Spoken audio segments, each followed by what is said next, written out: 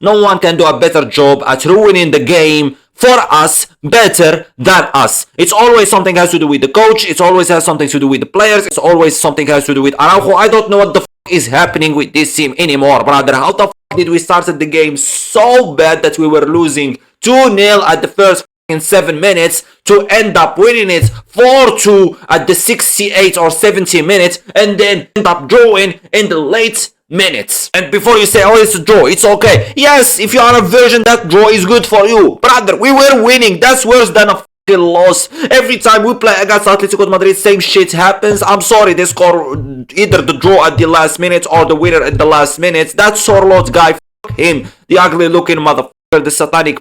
Every time he plays against us, he do good. And before Real Madrid fans start calling him out to be Barca's daddy, he's your daddy too. He scored 4 goals on here in 1 game. So shut the fuck up. Let's focus about something. This game, if I wasn't a Barca fan, I would have enjoyed it. That game was fun. Yes, 4-4. Oh my god, one of the best games of all time. But as a Barca fan, that felt like a loss. That felt like one of the worst experiences of my life. I didn't enjoy the game. I can't lie. I didn't enjoy it. I enjoyed it from the moment that Barcelona came back. Yes, I enjoyed that. The remontada felt nice. But after that one, I didn't enjoy shit. And there is only one person to blame in this game. I'm about to say it. I never say it all the time. I always praise him. But Hansi Fleck, that's all your fault. 2 reasons why that's his fault. Let me tell you something. Those type of subs that he did after the 4-2 were so bad. How the fuck can you get Rafinha and Pedri out of the game for Fermin and Eric Garcia? This is a problem. Play last minutes with a midfield of De Jong, Gavi and Fermin is bad. It's so bad. Oh my fucking hell. That midfield is not good. And also something else. Apart from the subs, which I'm surprised by the way about the subs. Flick always been good about subbing players, changing players. The players that don't perform good, he knows how to sub them off and then improve the game. Which I'm surprised by how stupid he turned. It felt like I'm watching Xavi again. And the second thing is us playing the high defensive line while winning 4-2. That's crazy to me. I don't care.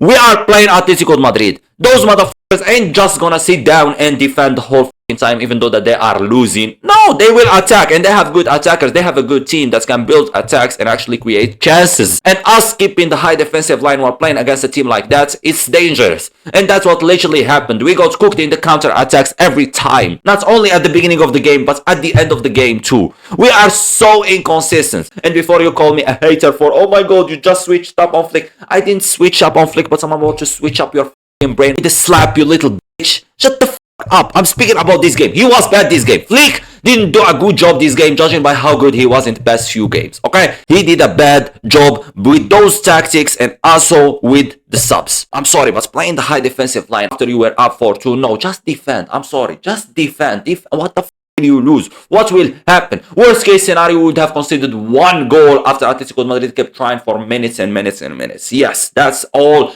what would have happened. But not same shit again. Same shit that happened the first game in La Liga happened in this game in the Copa del Rey. Even though I don't care about the Copa del Rey. Like, brother, that's not a serious trophy. All I care about is the Champions League. But if you watch this game while playing a team like Atletico Madrid, who is good at the defense, who knew how Barca is good, they knew that Barcelona is a better team than them. They knew Barcelona had the best players. They always know how to get us. And in the Champions League, if we continue to win like this, or playing the same way like this, or losing control of the game like this, or Flick with these stupid subs, we ain't winning the Champions League. And that's what might cost us the Champions League this season. Because teams know how good Barca is. Teams know how good Barca players are. And their best chance of winning the games against them is playing defensively the full 90 minutes, I'm talking haram ball, and then playing on counter attacks. The high defensive line can easily be broken just by the use of the fullbacks. That's it, and that's what's basically happened this game against Atletico. The fullbacks knew how to deal with the high defensive line because the defense are focused about the strikers and the attackers,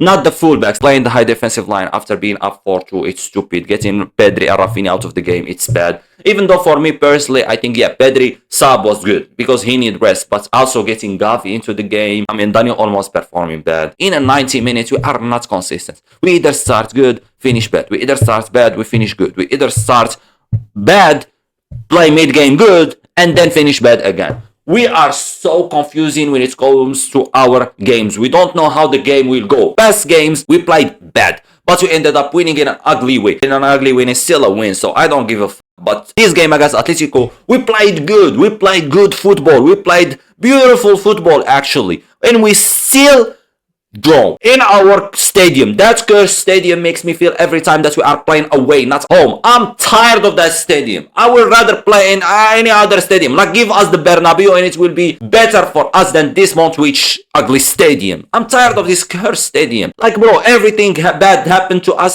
because of this cursed stadium. Now let's speak about players. Lewandowski starts, give us Ferran Torres. Ferran Torres starts, give us Lewandowski. We need to think about signing a new striker and a serious striker this summer. It should be our priority. I don't care about the rest. Our other positions are secondary options. We don't give a f about those guys. Give us a striker. Give us someone that can score goals. Give us someone that can also position himself good. And when he position himself good, take advantage of those chances and help us win games by scoring important goals, by not scoring only tap-ins or penalty, by not only missing a lot of chances. We need a goal scorer, a guy that if you give him the ball, yeah, he is dangerous and there is a goal. There is a 90% chance of scoring a goal, not a 50% chance of scoring a goal. We are tired of those type of players. Some people might say, oh, Ferran did bad. I mean, look, let me tell you something. I will still take him over Lewandowski and call me crazy, and I don't give a every time he comes into the game as a super sub, he performs good. And that's also the problem with Dani Olmo. But both of them, when they start, they perform bad. And I'm confused with this situation. Like Ferran Torres, yes, he missed those stupid chances. It was stupid, but his positioning was unbelievable. The opposite of Lewandowski. Lewandowski's positioning is bad. And before you call me, oh, his positioning in the first goal was good. That goal should have come to Lamine Yamal. He is the one that created that much space for Lewandowski. All he had to do is to stay where he meant to stay and touch the ball and it will go in. Pedri to Lamine Yamal was basically 90% of the goal. That's it. And the rest, it was just a touch. We saw him also miss a chance, Lewandowski. But yeah, the chances of Ferran Torres were bad. Those chances he missed, holy shit, brother. The positioning from him was R9. The finish from him was Lukaku. So if you are sitting down in here and telling me someone is better than the other one, I'm gonna tell you in here that both of them are shit. It's just that someone is worse than the other one. There is no one better than the other one. It's just that one is worse than the other one. That's it. And we need to start thinking about signing a serious striker. I don't give a f. Break the bank. This is that we are playing in. Who the f own it? Sell it. We don't give a f about it. Sign us a serious striker, sign us a Gyökeres, sign us an Isaac, sign us an Haaland. I don't care, because this is getting sad. This is getting to a point where we will start losing games because our striker can finish chances. We would have ended the game 11-4 right now. We would have scored 11 goals if we took advantage of these chances. We would have been scoring so many goals in so many games. We would have been won so many games that we were supposed to win and not lose. The midfield is feeding those players, those strikers, but they can do nothing. Either one of them is slow that don't know how to position himself. Either the other one is good at positioning and very fast, but can't finish the fucking ball. And Dani Olmo's situation too is crazy to me. Like, Dani Olmo, when he gets into the game as a super sub, he performs good and we start pushing him to start the game. Once he starts a game, he performs so bad. I'm confused with this. I understand that there is players that only perform good when they get subbed on into the game. Okay? That's understandable because they know how to change the momentum of the game. This guy, for example, like Dani Olmo, I didn't see him yesterday touch a ball or two, and that was crazy. Even Bellingham's girlfriend touched more balls than him. Rafinha didn't have a good game. I'm gonna keep it real with y'all. Rafinha didn't have a crazy good game, but he had a good game. Rafinha right now is considered one of the best players in the world. And a performance like yesterday, if this player was average, everyone will be calling it a great performance. But for me personally, I think Rafinha is better than that. Rafinha can do a better job than what he did yesterday. He gave 2 assists, which is unbelievable, amazing. God bless him. I said it. Great. But I needed to see more goals from him. He is one of the best players in the world.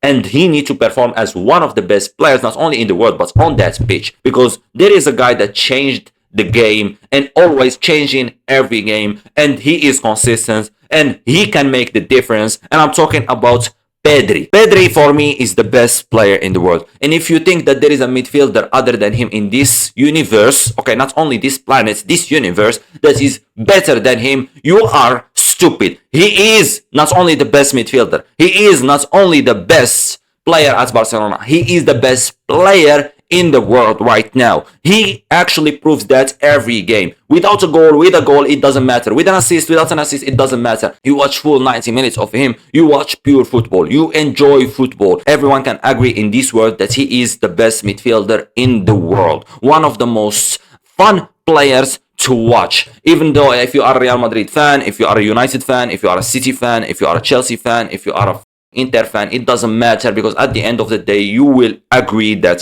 Pedri is one of the best, if not the best player in the world. That is, Pedri is the joy to watch. That is, Pedri can make you have fun while watching 90 minutes of football, and you are ready to see him create the magic that he always creates. Pedri is the best player in the world, and yesterday it was a master class. And young footballers, you know those young footballers that people are making them, or coaches are making them to just control the ball, pass it, control the ball, pass it. Nah, they need to teach them how to play like Pedri, to play with freedom. There is no pressure. The composure in that man's feet, holy shit. So yeah, Pedri have the right to actually smack the shit out of every single player in that dressing room. Pedri is the only guy fighting for Barcelona every game. I'm not speaking about only that game, but every game I actually watched this season of Barcelona, Pedri was having a masterclass. Even though in his worst game, he was the best on that football pitch. And now let me also speak about Lamine Yamal. What a performance from Lamine. Let me tell you something about Lamine. When Lamine Yamal plays for the team, he's actually one of the best players in the world.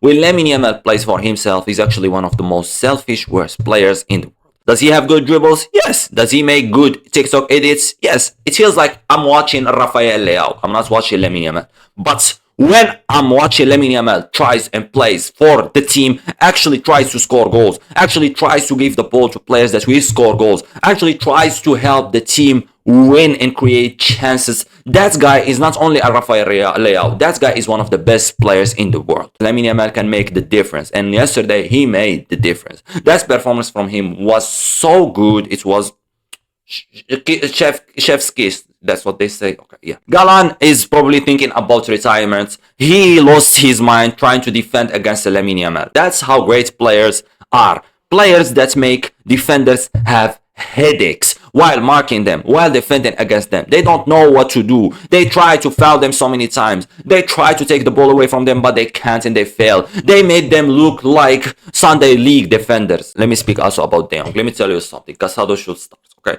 Did De Jong have a bad game? No.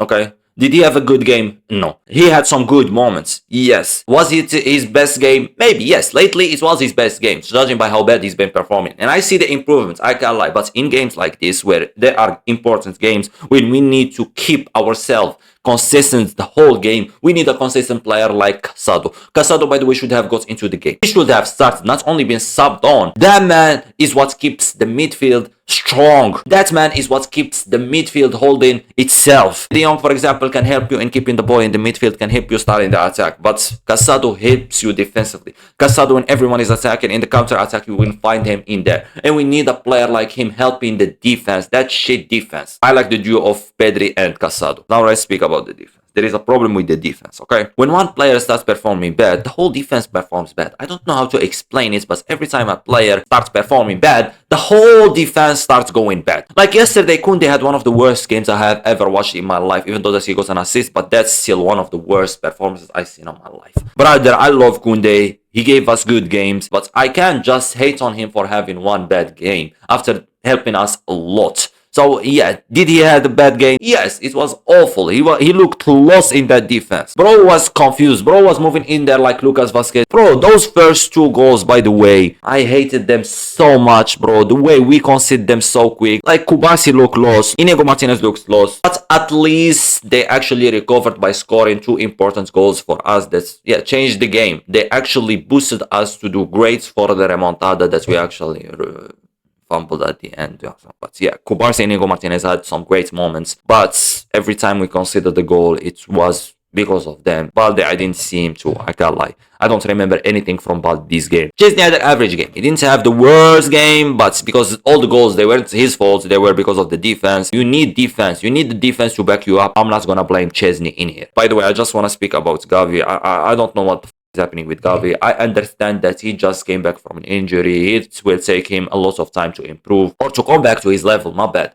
But I don't see Barcelona needing Gavi right now. I don't see Gavi helps Barcelona in any way or form. He looks bad when he got into that midfield instead of Dani Olmo. Dani Olmo was bad and nothing changed. Gavi playing in that kind of position is not a good idea and I'm not a fan of that. Play him everywhere apart from that kind of position. There is still Metropolitan, okay? There is still Metropolitan. We can still cook them in there. Anything is possible. But the problem is I have with Atletico Madrid. You saw how they performed against us. You saw how they scored 4 against us. You saw how they are a haram ball playing type of team and they still scored 4 against us. They play good in the counter-attacks. But against Real Madrid in Champions League, they will perform bad. They won't even do shit. They will be bending it over for Real Madrid. They will be watching them score a goal after a goal after a goal. This is a problem in here, man. Please, Atleti, if you do this against us, do the same shit against Real Madrid. That's all I'm asking for. Make it fair. You just keep winning the fun for us and giving it to Real Madrid, giving the fun for them. And us, no. Let's play real football. Let's play good football. Let's not play haram ball. Let's play actually pure football and enjoy and try to score more goals than Barcelona. But against Real Madrid, you'll be just like a bitch sitting down in the corner